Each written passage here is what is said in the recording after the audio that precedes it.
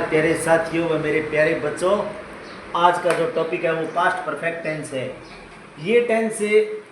थोड़ा सा मतलब क्या है कि समझने वाली चीज़ है, इसमें ज़्यादा डिफिकल्ट नहीं है, थोड़ा सा समझना है।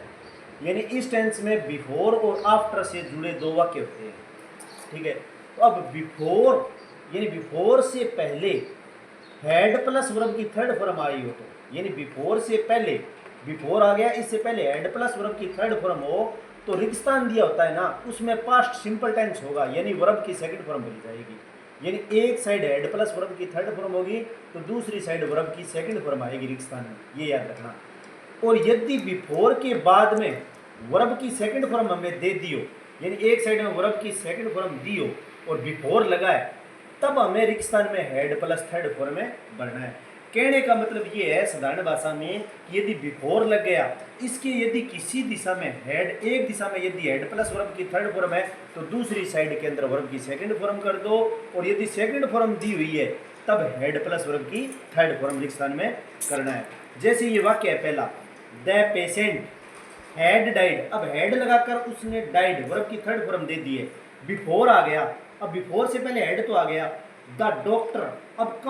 कम की सेकंड फॉर्म करनी है क्योंकि हेड एक दिशा में दे दिया, बिफोर इसकी पहचान है, तो कम की सेकंड फॉर्म क्या होती है, कैम होता है, CAME कैम। अब दूसरा वाक्य देखो, sister Khalistan food before they दिया, ब्रदर कैम सेकंड फॉर्म दे दिया, अब की बार कैम, तब हम क्या लगाएंगे यहाँ पर, हेड प्लस वर्ब की थर्ड फॉर्म लगा देंगे। हम क्या लगाएंगे, हेड प्लस थर्ड फॉर्म, क्योंकि वर्ब की सेकंड फॉर्म दे दी गई है और बिफोर लगा हुआ है, तब हम क्या कर देंगे, ब्रैकेट की चीज की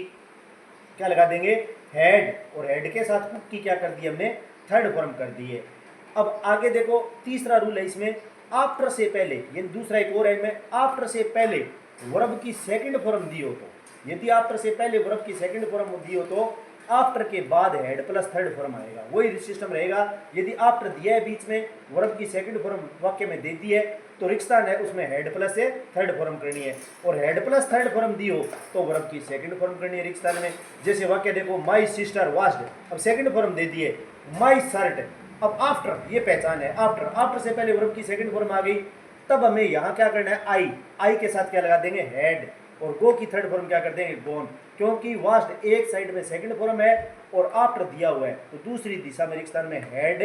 गोन लगा देंगे। तो ये थोड़ा टेंस है, इसमें थोड़ा सा ध्यान रखना है, यानी बिफोर और आफ्टर से जुड़े दो वाक्य आएंगे। यदि वाक्य के अंदर बिफोर से पहले हेड प्लस वर्ब की थर्ड फॉर्म दी है तो एक दिशा में वर्ब की सेकंड फॉर्म कर देंगे, और यदि बिफोर लगाकर वर्ब की सेकंड फॉर्म दे दी गई है तब हम हेड प्लस वर्ब की थर्ड फॉर्म कर देंगे। यही आफ्टर का रूल है। आफ्टर में क्या होगा कि यदि एक साइड में आफ्टर से पहले वर्ब की सेकंड फॉर्म दे दी गई है तब हम हेड प्लस वर्ब की थर्ड फॉर्म कर देंगे, और हेड प्लस आफ्टर के पहले दिया हुआ है तब हम सीधी ब्रैकेट में वर्ब की सेकंड फॉर्म में कर देंगे। तो इसको थोड़ा सा समझना है, ये थोड़ा जटिल सा टेंस है, लेकिन अगर एक बार माइंड में आ गया इसके बाद कोई दिक्कत वाली चीज़ नहीं है, और इम्पोर्टेंट भाग है ये, यानी पास्ट परफेक्ट है वो सबसे इम्पोर्टेंट भाग है। तो इन्हीं शब्दों के साथ धन्यवाद।